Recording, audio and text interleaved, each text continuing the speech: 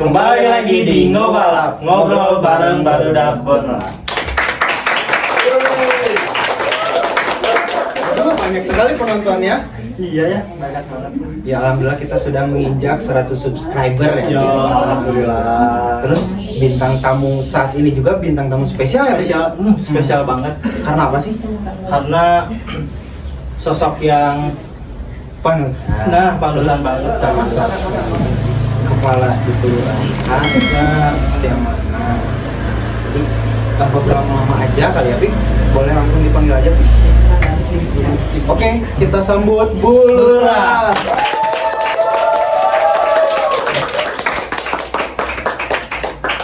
Halo, assalamualaikum. Waalaikumsalam. Gimana Bu kabarnya? Alhamdulillah sehat. Kalian sehat? Alhamdulillah. Alhamdulillah. Udah, terima kasih banyak Bu, kita sudah menyempatkan diri di kesibukan Ibu, sudah menyempatkan datang ke sini. Terima kasih banyak. Sama-sama. Alhamdulillah tadi beres dari kantor habis maghrib kayaknya ya. Langsung demi kalian. Waduh, luar biasa. Boleh tepuk tangan dulu nggak? Sekali ya. Bu Lurah.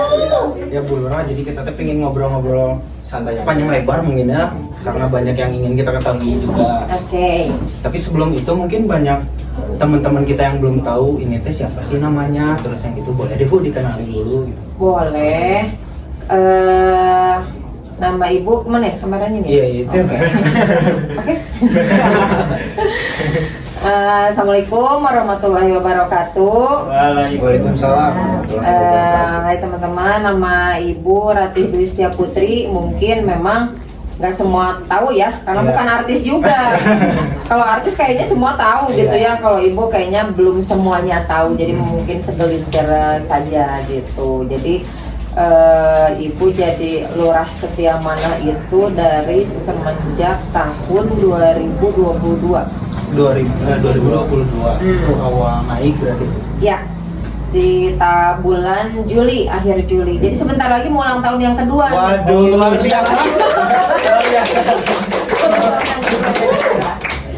Oh gitu.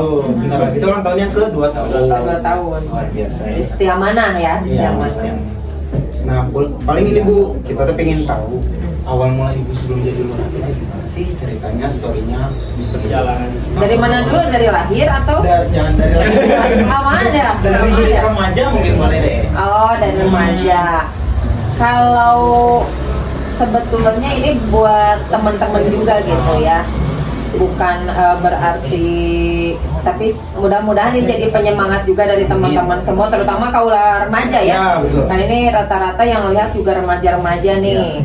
Jadi ibu tuh asli orang Cimahi, lahir di Cimahi, sekolah mulai dari SD sampai SMA alhamdulillah di Cimahi gitu. Jadi kalau rumah asli orang Gunung Bohong, tapi nggak suka ngebohong. Gitu gunungnya ya. aja. Gunungnya aja yang bohong mah gitu. Iya. Itu mulai dari SMA. Jadi dulu itu termasuk yang agak kurang lah secara finansial gitu ya dari ini. Jadi waktu SMA tuh sempat jualan risoles sambil sekolah gitu kan. Jadi dulu tuh waktu SMA gimana caranya biar punya uang jajan, minta ke orang tua karena memang kita 4 bersaudara harus bagi-bagi. Akhirnya waktu itu kita cobalah ke sekolah bawa makanan buat dijual. Jadi lucunya dulu itu waktu SMA dari kelas 1 sampai kelas 2 itu sampai pernah dipanggil sama guru ke ruang BK. guru, ke ruang Iya. BK. Jadi tas yang ibu pakai itu isinya Iya. bukan buku, tapi jualan. Waduh. Aslinya. Sedih terbuka, Rati, kamu mau sekolah atau mau jualan? Ya sekolah sambil jualan gitu kan nggak masalah gitu. Jadi buku-buku itu simpan di bawah kolong meja kan dulu kan. Nah gitu, jadi setelah itu jadi mulai dari remaja tuh gimana caranya kita tuh bisa istilahnya bisa bangkit lah, nggak harus mengandalkan orang tua gitu ya, gimana caranya. Nah lulus SMA itu orang lain nyari kuliah, tempat kuliah kan, ibu tuh mikir lagi kalau saya kuliah uang buat biaya kuliahnya dari mana kan, kasihan orang tua gitu. Akhirnya cerita-cerita, tanya-tanya sama teman, diajak teman sih sebetulnya. Jadi ibu itu alhamdulillah lulus di STPDN gitu. Jadi sebetulnya ibu tuh dulu tuh nggak tahu STPDN tuh apa, karena ibu termasuk yang jarang nonton TV. Jadi nggak tahu ini teh apa. Cuman yang ibu pengen tuh gimana caranya ibu bisa kuliah, punya pendidikan tinggi tanpa harus mengeluarkan uang sekuliah. Gitu gimana caranya? Akhirnya ayo ikutannya ikatan dinas. Apa ikatan dinas tuh apa? Sampai ikatan dinas tuh nggak tahu. Ikatan dinas tuh selesai sekolah kamu langsung kerja. Oh itu yang dicari gitu kan. Nah akhirnya ikut STPDN, seleksi, alhamdulillah keterima gitu. Jadi waktu itu tuh dari Cimahi yang lulus tuh hanya 2 orang. 2 orang di Cimahi itu. Sekarang juga masih ada di Cimahi, ibu. Satu lagi yang sekarang menjabat jadi lurah Cibeber. Jadi cuma 2 orang gitu. Tepuk tangan dulu. Yang menjadi lurahnya cuma 2 orang itu tuh baru 2 orang. Enggak, jadi banyak, cuman yang waktu lulus STPDN seleksi dari berapa ribu orang gitu, yang terpilih 2 orang itu salah satunya ibu. Alhamdulillah gitu, dapat rezeki di situ gitu. Nah setelah itu kuliah selama 4 tahun, langsung kerja di Pemkot. Kerja di Pemkot itu dari tahun 2009 sebagai sekretaris pribadi, sekretaris daerah. Sekpri dong, bahasanya Sekpri Sekda dulu. Jadi di Sekpri Sekda itu 2009 sampai 2017. Berarti berapa tahun tuh? 8 tahun ya? Iya. 8 tahun ibu jadi Sekpri. Gitu. Dari situ naik lagi ke Sekpri Wali Kota. Sekpri Wali Kota itu 2009 sampai dengan 2015. 2015 sampai 2017 ibu di Sekpri Wali Kota. Di Wali Kota. Berarti Wali Kota dulu baru Pemkot mungkin. Enggak. Ke Pemkot dulu baru Wali Kota. Salah, tuh kan. Jadi di Pemkot itu ada beberapa banyak dinas di situ kan. Nah, sekarang ibu tanya. Jadi ibu yang nanya nih. Waduh, boleh. Pimpinan dari pemerintah kota itu siapa? Pimpinan kota. Kota? Kalau kota itu pimpinannya siapa? Coba. Makasih Bu, Wali Kota. Ya wali kota gitu. Jadi dari wali kota, pimpinan tertinggi PNS, ibu kan PNS kan pegawai negeri sipil itu Sekda. Jadi pangkat tertinggi dari PNS itu di pemerintah kota itu Sekda. Di atas Sekda ada wali kota. DPRD itu adalah instansi vertikal kita gitu. Sama seperti Polres, terus Kodim itu sama, jabatannya tuh sama, biar kalian tahu ya, nanti ketakutnya ada muncul di ujian kan. Jadi wali kota, Kapolres sama Dandim itu setara gitu. Cerita lagi? Boleh. Dari Sekpri Wali Kota, alhamdulillah ibu dapat promosi jadi Kasubag Umum dan Kepegawaian di Kecamatan Cimahi Tengah. Kasubag itu apa Bu? Kasubag itu kepala subbagian. Kepala subbagian. Jadi TU-nya. Nah, dari situ dari tahun 2017 sampai dengan tahun 2020.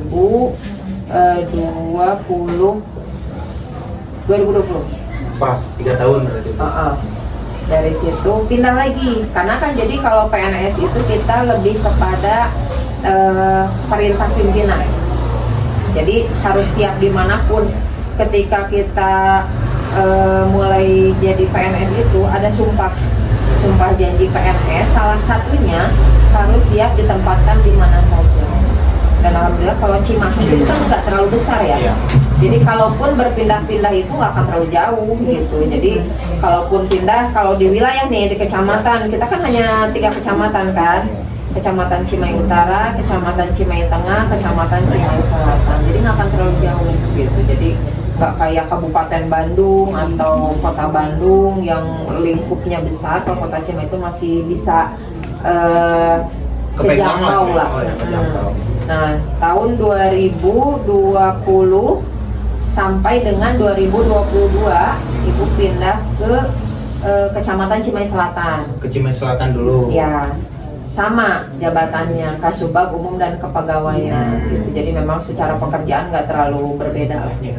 Dari situ 2022 bulan Juli tanggal 26 kalau nggak salah baru deh Ibu dipromosikan lagi, diangkat jadi Lurah Setiamana gitu sampai sekarang. Ya. Ceritanya tangan lagi ya karena Oke. terus sebelum tadi kan udah sempat ngobrolin tentang organisasi yang terlalu tinggi lah ya bisa dibilang ya. Tapi sebelumnya Ibu tuh pernah ikut organisasi Karang Taruna sih? Nah itu dia. Enggak.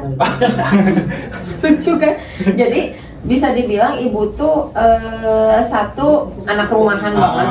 Anak rumahan banget. Jadi dulu tuh kita selain di rumah itu karena orang tua ibunya Ibu tuh guru. Ya. Jadi kita itu diharuskan diam di rumah, pulang sekolah, diam di rumah, belajar. Oh, jadi fokus itu aja terus. Gitu. Pulang belajar kan bosan kan ya? Iya sih. Bosan. Tapi ternyata itu dulu yang dirasa Ibu bosan itu manfaatnya tuh sampai sekarang tuh kerasa. Tapi memang seharusnya jadi ada satu momen yang Ibu hilang. Momen yang hilangnya apa? Bersosialisasi sama teman-teman sebaya. Nggak kayak kalian nih, malam-malam keluar gitu kan, terus main sama teman-teman. Jadi kalau sekarang ternyata, sekarang kan Ibu juga udah punya anak juga kan.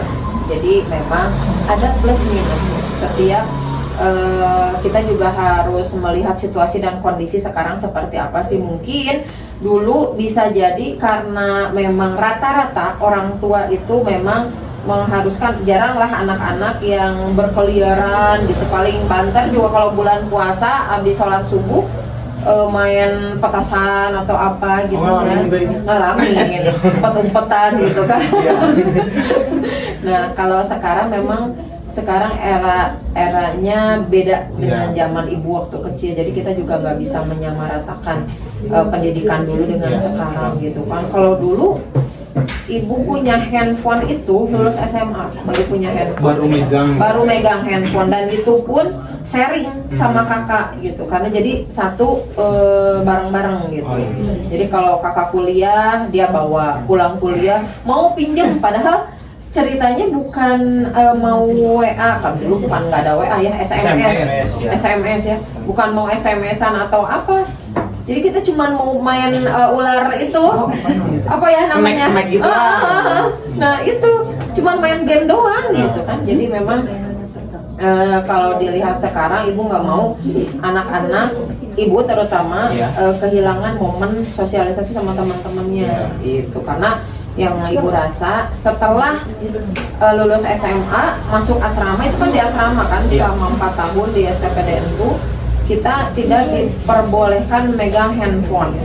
Itu nggak boleh banget? Nggak boleh banget, ketahuan handphonenya dibanting gitu kan. Nah jadi memang ketika lulus dari sekolah, kuliah kedinasan itu udah los.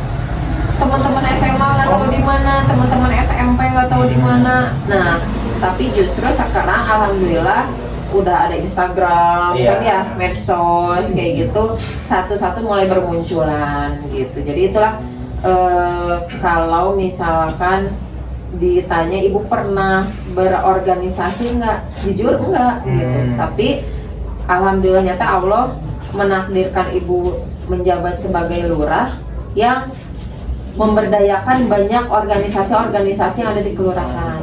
Gitu. Jadi sebenarnya di sini tuh Ibu tuh merasa jadi anak muda lagi. Merasa pengen jadi anggota Karang Taruna sebenarnya. Jadi Ibu teh dulu teh emang nggak pernah bersosialisasi. Bukan mengikuti organisasi. Ya. Jadi kalau yang viral-viral bisa jadi orang yang viral itu nggak kenal sama orang yang nonton. Tapi orang yang nonton bisa tahu, oh iya si itu tuh yang ada di IG, yang ada di TikTok gitu kan.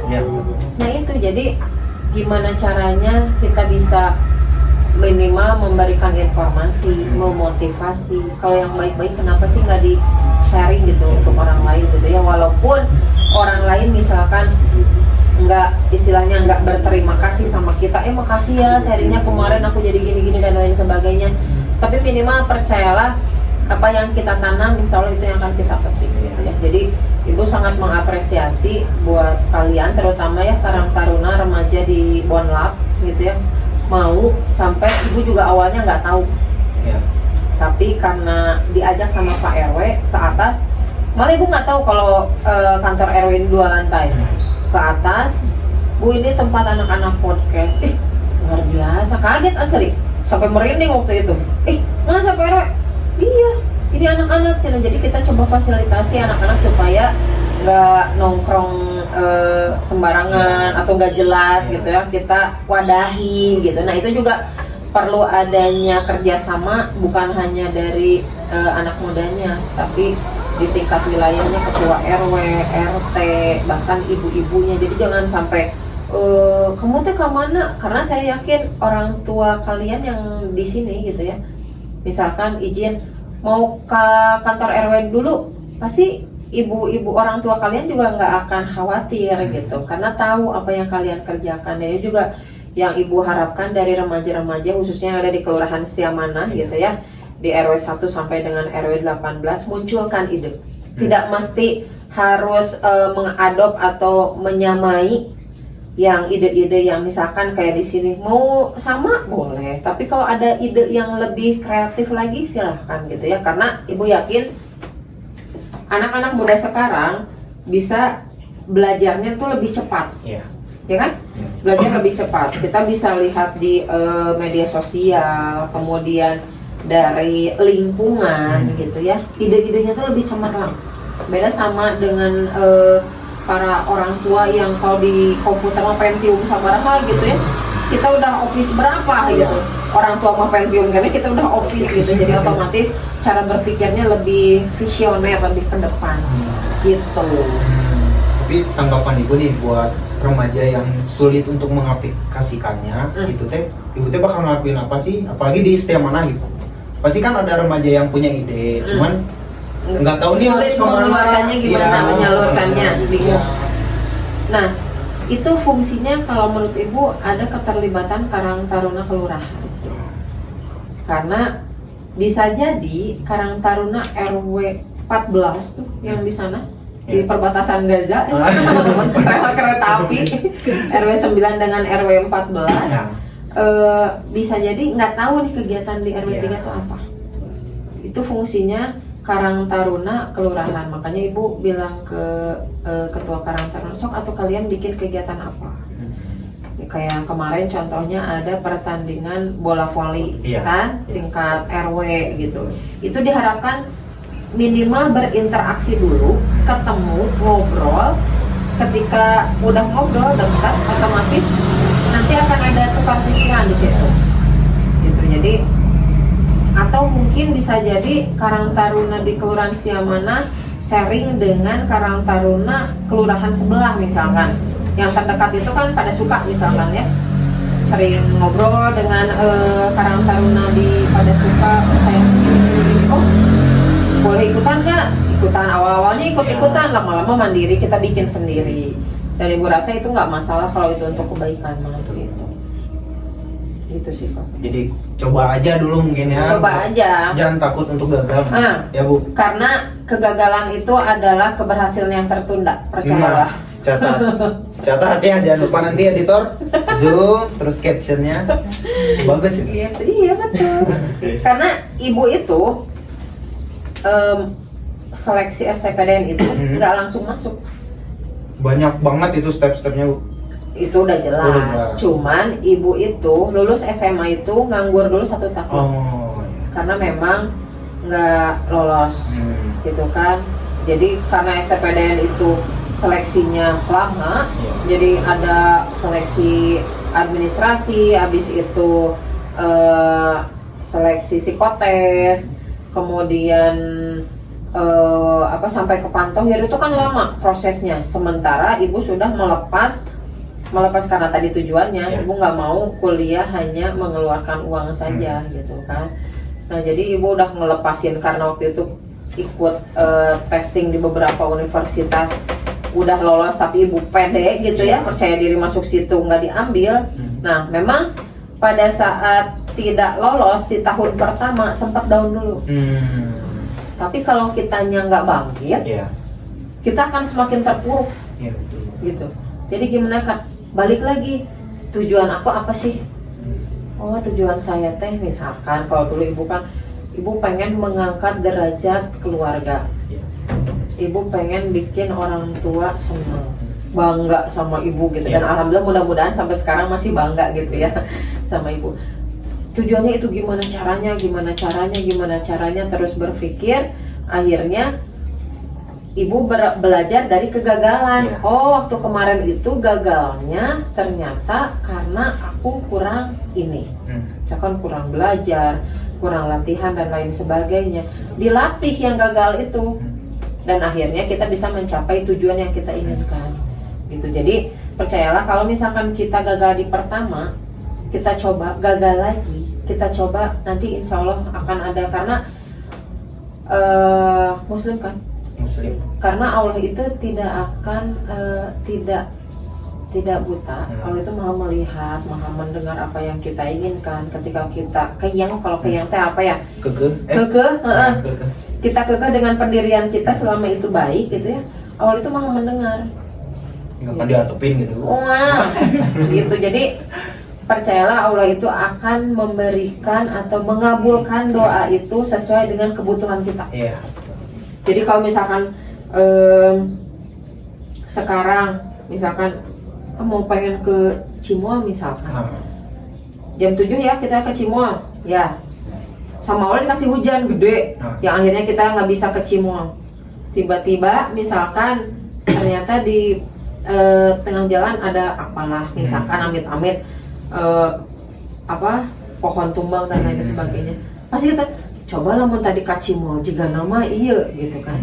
Jadi kita harus percaya bahwa Allah itu akan memberikan atau mengabulkan doa kita di saat yang tepat, waktu yang tepat menurut Allah, bukan menurut kita ya. Karena kita itu sebetulnya dari kita sebelum lahir sampai kita meninggal itu kan udah jelas kan, kapan kita meninggal, usia berapa gitu kan. Bisa jadi kalian duluan, ibu belakangan, ibu belakangan kalian duluan kan bisa kan? Gitu. Jadi itu udah pasti udah ada catatan buat kita. Tinggal kita bagaimana kita menjalaninya, bagaimana kita mensyukurinya, gitu kan? Udah. Jadi kalau ibu mah udah tenang, udah ada jalannya. Ibu selalu kayak gitu. Kalau misalkan kita lagi down gitu ya, karena namanya manusia juga kan naik turun gitu kan. Kalau misalkan kitanya lagi ini gimana, jalanin aja. Minta sama Allah kasih petunjuk, udah selesai gitu. Sebuah tips ya. Jadi buat kalian yang merasa down, Masa religius gitu iya, ya. merasa down bisa ya udahlah, udah tercatat gitu. Iya, aslinya. Jadi kalau misalkan ibu percaya, ibu juga pernah muda ya. Iya. Kalau kalian kan belum tua ya. Iya. Kalau kita pernah muda, kalian belum pernah tua. Pernah Gitu. tua. Jadi ibu juga pernah merasakan gimana tekanannya, keinginan kita pada saat masih muda. Misalkan pasti bisa lah, gitu. jangan nganggap sepele saya gitu kan, dan lain sebagainya gitu. Tapi memang seiringnya berjalannya usia gitu, kita lebih wise gitu, lebih bijaksana. Oh iya ya, tapi bijaksana di usia muda itu lebih baik lagi ternyata gitu ya. Gimana caranya itu? Lebih bisa ngaca diri, bergaulah dengan orang-orang yang bijaksana juga. Nah, Kalau kita ngobrolnya aja tukang parfum kayak kamu akan wangi kan? iya. Kita mainnya dengan tukang punten-punten, tukang yang suka minuman keras, obat-obatan. Dan ini juga catatan buat anak-anak muda ya. Jangan selalu merasa bahwa kita itu paling kuat. Nah, Misal, saya mah pengen masuk ke lingkungan yang yang hitam misalkan, tukang mabuk, tukang minum minuman keras, terus obat-obatan terlarang dan lain sebagainya. dengan tujuan awal, misalkan pokoknya saya ingin merubah lingkungan tersebut jadi lebih baik, itu tujuan awal. Tapi ketika kita masuk ke suatu lingkungan, bisa jadi kita yang terbawa. Iya. Gitu. Jadi buat teman-teman di luar sana gitu ya, yang remaja-remaja, kalau kita merasa mampu dengan keilmuan kita, gitu ya, boleh. Tapi ketika kita cuman istilahnya mah modal nekat gitu ya, pokoknya saya rek ngubah eta. Waduh. Yang ada juga kita yang ke bawah. Iya. Gitu. Jadi kalau kita bergaul dengan tukang parfum, kita akan ke bawah wangi. Iya, tapi itu makanya aku mau gaulnya sama kalian aja deh. Biar ke bawah wangi gitu ya. Jadi jangan sampai kita merasa kita paling kuat, ingin mengubah dunia gitu ya. Padahal secara keilmuan, kemampuan kita masih jauh dimampukan.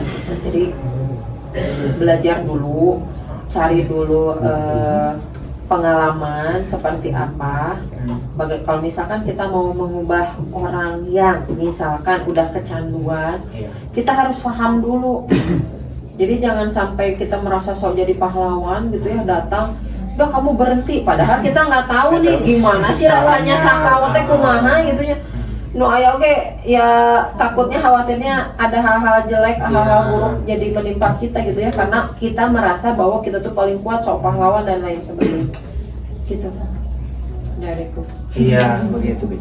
Nah, terus Bu, ada lagi mungkin ya, tanggapan Ibu untuk remaja zaman sekarang yang depresi, ya itu lari laginya teh pasti ke yang kayak gitu. Tanggapan Ibu teh kayak gimana sih?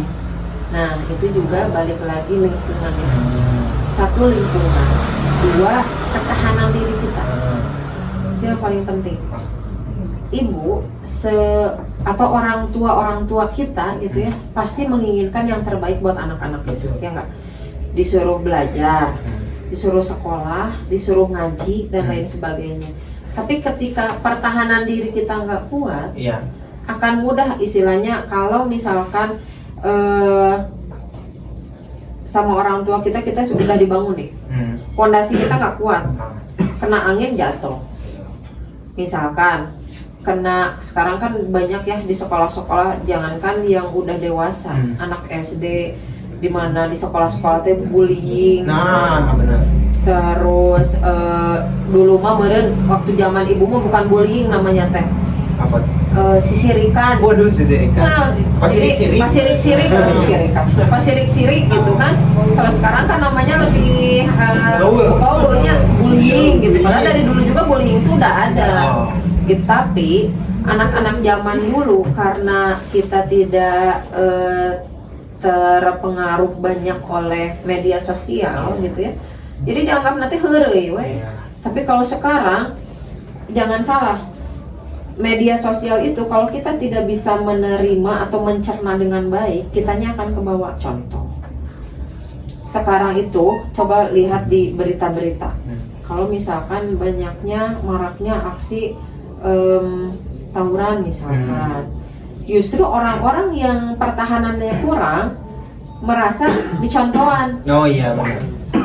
Rek nurutan atau misalkan sekarang ada game ya, teteh FF Free Fire ya, yang tembak-tembakan.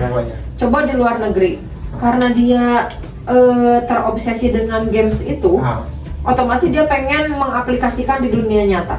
Dia tembakin anak-anak yang ada di sekolah, berasa main game sebetulnya, gitu kan. Nah, jadi gimana kita punya pertahanan diri sendiri? Kalau misalkan fondasi kita kuat, gitu ya, fondasi kita kuat, mau angin sekenceng apapun, kita masih bisa bertahan.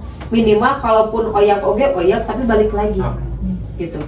Jadi jangan kitanya yang tadi sok kuat, padahal kita tuh lemah. Terus banyak juga Bu yang benar, banyak yang depresi. Sok paling tersakiti teh Padahal cuma misalkan, biasanya perempuan deh, anak-anak perempuan, karena misalkan ada jerawat satu sama si temennya laki-laki, padahal heureuy ya. Jerawatan, ieunya pasti bogoh kasih ieu misalkan teh. teu dinyatakeun jadina jerawatan padahal kan bercanda. Iya. Tapi keterimanya sama si anak itu, anak perempuan itu ketika dia nggak punya pertahanan diri, jadi merasa aku tuh orang yang paling jelek sedunia. Nah, iya. Padahal mah ngan hiji jerawatan. Coba bayangkan orang-orang yang jerawatan teh semuka-muka gitu ya, yang dia masih percaya diri karena dia punya ketahanan diri gitu ya. Nah, otomatis dia nggak mau ke sekolah, terus akhirnya dia nggak mau ketemu sama siapapun. Karena dia tidak bersosialisasi, ada tekanan dalam jiwanya, yaitu dia depresi. Nah, itu. Merasa orang yang paling tersakiti seantero jagat raya. Padahal mah kan akhirnya kata si yang ngomong, naon atuh da urang mah heureuh. Gitu. Jadi gimana caranya kita harus banyak kan kalau ibu lihat gitu ya. Dan ini juga mungkin bisa jadi buat orang-orang atau remaja-remaja yang nggak punya pertahanan diri. Jadi merasa, ih kamu teh kayak aku misalkan nih, banyak kan sekarang anak-anak artis yang divonis dia ADHD. Bahasanya teh ADHD itu yaitu yang depresi. Oh iya. Gitu. Kayak Marshanda, bipolar dan lain sebagainya itu kan salah satu penyakit depresi kan. Nah, justru karena di medsos misalkan kita dengar, ih kenapa kamu teh sama kayak aku ya, apa yang aku rasakan tuh sama. Oh berarti aku tuh selama ini aku teh bipolar, aku teh ADHD, padahal mah enggak sebetulnya mah karena dia lebay gitu kan. Nah itu juga yang awalnya hanya dia lebay karena dia terus-terusan terpengaruh akhirnya depresi beneran gitu. Jadi ya itu ibu sih berharap dengan maraknya sekarang digitalisasi media sosial, otomatis fondasi yang harus kita bangun sama remaja-remaja, anak-anak itu harus lebih kuat lagi. Dan ini juga ibu yakin sih bukan hanya anak-anak, PR buat anak-anak remaja atau anak-anak aja. Ini juga PR untuk kita para orang tua, gimana kita juga bisa memberikan pemahaman. Karena yang membangun fondasi itu adalah orang tua. Bagaimana kita memberikan pola asuh kita gimana?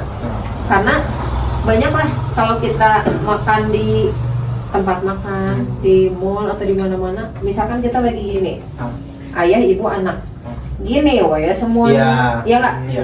Nggak ada komunikasi, pada asik sendiri. Gitu. Jadi kalau ibu ya, ibu itu karena memang ini juga kenapa ibu menerapkan aturan seperti itu, karena ini juga pengalaman ibu di keluarga. Di awal-awal kita asik sendiri-sendiri, lama-lama ini kenapa ya makan habis, tapi kita nggak punya apa-apa, pulang ke rumah kosong aja, kita tuh bisa ngapain sih tadi gitu. Jadi komunikasinya nggak terjalin. Nah justru itu yang salah. Ketika anak-anak tidak mendapatkan rasa kasih sayang di rumahnya, otomatis dia akan mencari di sekelilingnya, di lingkungannya, dan belum tentu orang atau lingkungan yang dia temui itu baik untuk dia, gitu kan. Bisa jadi konten-konten yang geng-geng naon sih itu teh, yang di jalan anu mukna ngarancung teh apa itu? Pang, anak pang. Kan bisa jadi dia teh, saya teh dari nggak diperhatikan sama ibu saya sibuk nyari kerja, bapak misalkan kawin deui misalkan teh. Kan bisa jadi broken home. Nah, dia mencari perlindungan, kasih sayang di luar sana. Nah, itu justru yang menjadi PR buat kita, termasuk ibu ya. PR karena itu juga anak masih kecil-kecil. Bagaimana kita membuat fondasi yang kuat untuk anak-anak kita, supaya anak-anak kita ketika keluar rumah, dia siap menghadapi hiruk pikuk di luar sana. Gitu. Jadi kalau ibu membiasakan sama anak-anak, kamu di luar sana itu tidak semenyenangkan kamu ada di rumah. Bisa jadi di luar itu ada yang tadi ngebully, nyindir, bahasa nama ngebully padahal nyindir gitu ya. Kan sekarang mah karena medsos itu lebay gitu ya kalau buat ibu mah gitu. Jadi atau misalkan di sekolah ada guru yang menegur, bahasanya oh itu udah intimidasi dari guru ke anak gitu kan. Padahal mah, nah udah saya mah perasaan kata ibunya kan saya harus memberikan pengajaran gitu kan. Nah itu karena si pondasi anaknya nggak kuat, otomatis ketika ada angin walaupun nggak kencang, goyang, Oh iya. akan goyang. Gitu. Jadi ya itu pondasi kita harus kuat secara keilmuan. Jadi ibu harap bijaklah menggunakan digital, media sosial. Gitu. Jadi jangan yang dilihat teh TikTok no pada nangis no labai akan terpengaruh ke kita. Yeah. Tapi ketika kita menggunakan, bukan berarti nggak boleh ya. Iya. Kita kan haus hiburan. Iya. Tidak dipungkiri bahwa kita itu harus ada yang menghibur kita, walaupun misalkan ngedengerin lagu gitu kan, kemudian lihat-lihat apa sih informasi FYP gitu kan, tapi kitanya harus lebih bijak, jangan cuma itu hungkul Arya anu informasi yang bagus di skip gitu kan, otomatis informasi yang kita dapatkan itu adalah informasi punten, informasi sampah. Iya.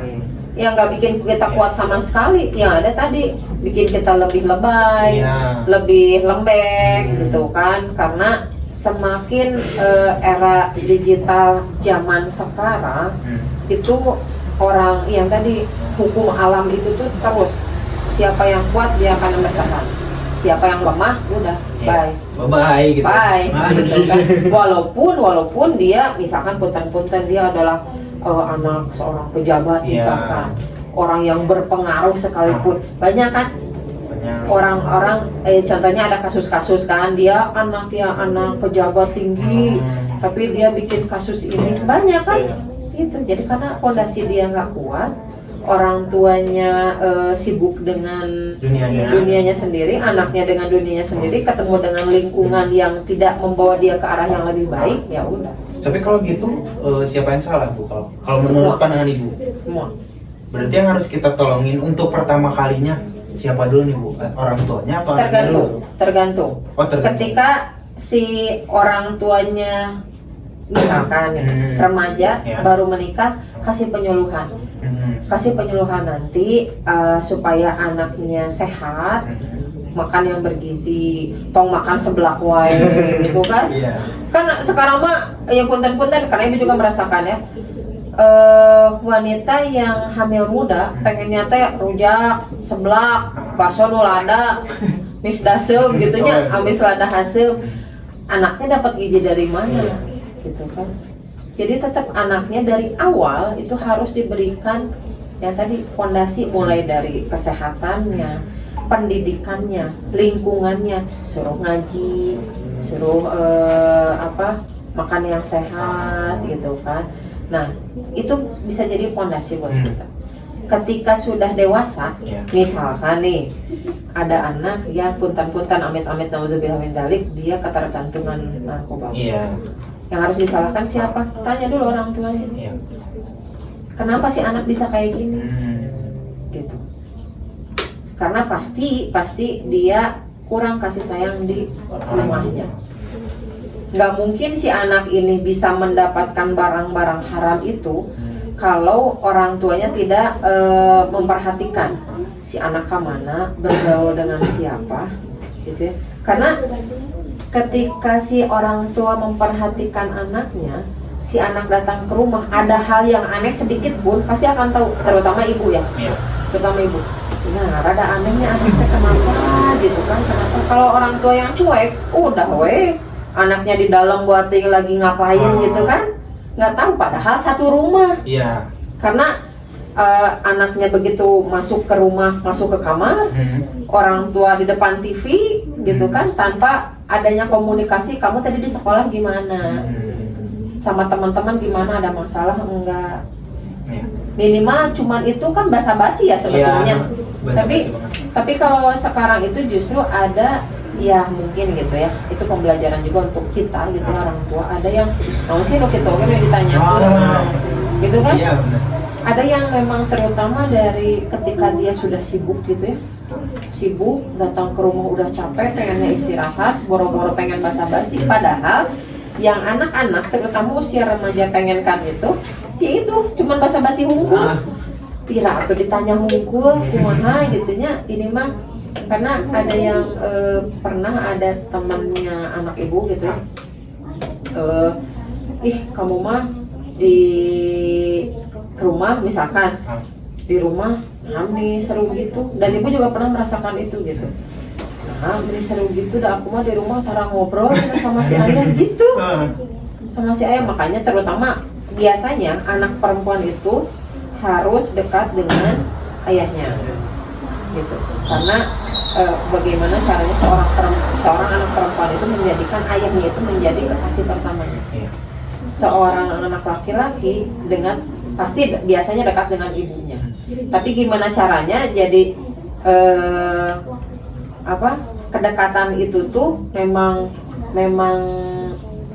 harmonis gitu. Jadi ibu tuh punya teman anaknya kuliah sekarang, laki-laki 2, anaknya yang satu kuliah, yang satu SMA. Ketika ketemu dengan ayah ibunya, mereka masih rangkul-rangkulan gitu. Seneng nggak ngeliat kayak gitu? Seneng kan? Pengen kan? Pengen.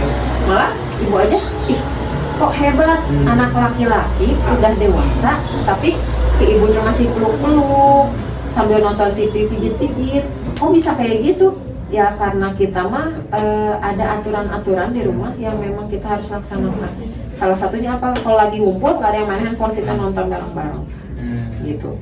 Kita habiskan waktu misalkan Sabtu Minggu, siapin 1 hari yang memang itu adalah family day gitu. Jadi jangan sampai anak-anak kita, ini perlu ya sosialisasi dengan teman-teman, perlu. Kayak kalian, kayak anak ibu kan kelas 1 SMP, susah diajak kemana-mana karena punya waktu dengan teman-temannya. Tapi ibu harus ada 1 hari yang memang kita pergi bareng-bareng gitu. Jadi kalau ibu contohnya karena memang merasa masih kurang lah secara keilmuan, sering lihat atau kalau misalkan ada waktu luang lihat parenting ini gimana sih, karena memang jujur ada kekhawatiran ya dari ibu sendiri, karena ibu juga punya anak perempuan gitu. Ada kekhawatiran ketika dia di luar sana dia tidak siap dengan lingkungannya gitu. Nah ini juga bukan hanya iya anak muda tuh harus kayak gini, anak-anak harus kayak gini, tapi peran orang tuanya juga harus masuk. Nggak bisa kalau misalkan anak-anak sendiri gitu kan, orang tuanya tahu jadi lah anaknya, nggak mungkin lah gitu. Karena yang menjadi tanggung jawab anak-anak itu kan selama dia belum menikah gitu, tanggung jawabnya penuh ada di orang tuanya gitu. Makanya kalau ibu sih agak kurang setuju ya. Tapi ada sedikit tips nggak Bu buat ibu melakukan atau mengontrol mood berarti ya Bu? Kayak gitu ada tips nggak sih? Ada. Soalnya ada, bukan teman saya, jadi moodnya tuh kayak kurang enak gitu. Setiap podcastnya Bu, Kamu kan?